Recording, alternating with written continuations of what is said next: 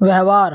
सुनो ललिता, बहू, माँ जी, मैं यह क्या देख रही हूँ। इस बार मैंने कहा था कि कंचन को सोने की चैन दिला देना, पर तुमने तो सिर्फ अंगूठी ही दिलाई है। उसका दिल टूट गया है, कहती है अब मैं भाभी के पास नहीं जाऊंगी। ललिता सिर्फ फीका सा मुस्कुराकर रह गई।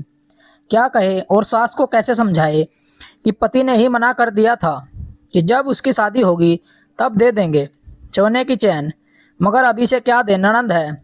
यह सोचकर ललिता कभी अंगूठी, कभी कानों की बालियां और पसंदीदा कपड़े, जीन्स वगैरह खुद के पैसों से खरीदकर ननद को चोरी से देती आई है, वह भी पति को बिना बताए।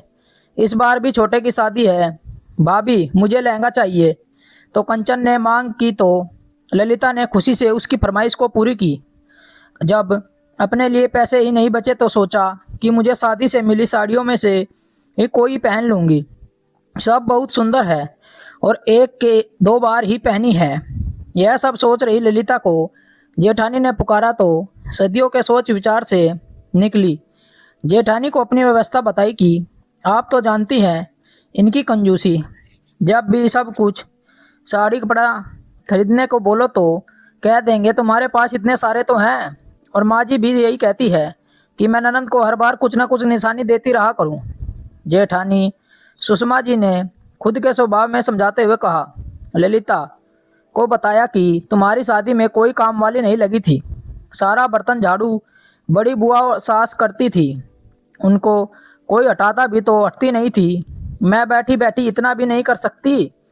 वह तो बस इसी बात पर खुश थी कि भतीजे की शादी है, भाई ने बुलाया है तो खुशी खुशी सबका ख्याल रखने के लिए कहती रहती।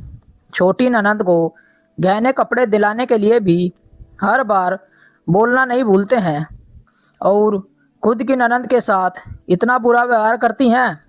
जेठानी ने बताया कि सासू माँ पहले से ही बुआ को पुरानी और सस्ती साड़ियाँ देकर विदा करती आई हैं।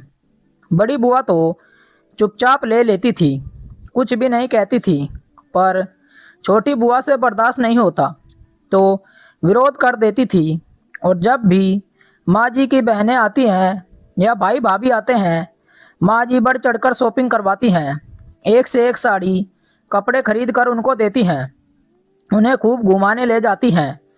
और जैसे ही सुनती है ननंद ससुराल से आ रही है, मुंह फुलाकर बैठ जाती हैं। ससुर जी जब तक सासू माँ का स्वभाव नहीं जानकर खुद बहनों से लेन देन करते थे, उनके पसंद के उपहार खरीदते थे, पर अब उनसे नहीं रहा रहने पर किसी भी बुआ की भाभी के पास आने की हिम्मत नहीं है, ना इच्छा होती है।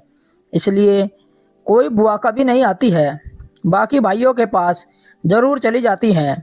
यह सब बातें सुनकर ललिता बोली, दीदी अब माँ की खुद ननंद से अच्छा व्यवहार नहीं रखती तो हम बहू से ये उम्मीद कैसे रख सकती हैं कि हम अपनी ननंद के साथ अच्छे से व्यवहार करते रहें। दोस्तों, जब इंसान खुद किसी के साथ अच्छा व्यवहार नहीं करता तो दूसरों से अच्छाई की उम्मीद कैसे रख सकता है। आप दोस्तों, आपको हमारी कहानी कैसी लगी कमेंट करके हमें बताएं, और चैनल को सब्सक्राइब करना ना भूलें। मिलते हैं आपसे ऐसी ही और एक अच्छी कहानी के साथ। कहानी सुनने के लिए आप लोगों का धन्यवाद। राम राम दोस्तों।